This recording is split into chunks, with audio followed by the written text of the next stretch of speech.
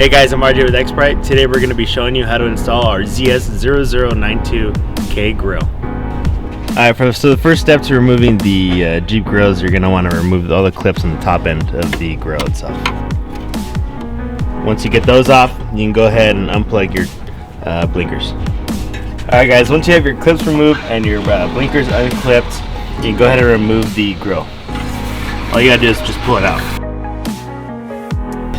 Alright, so once you have a new grill out, you're going to go ahead and remove the stock blinkers or aftermarket blinkers, whatever you got on there, and just go ahead and slide them in.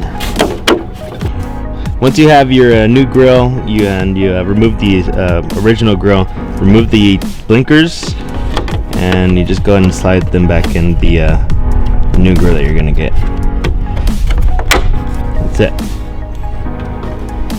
Then you're just going to go ahead and snap the grill back in and replace the clips and snap in your blinkers and you're ready to go.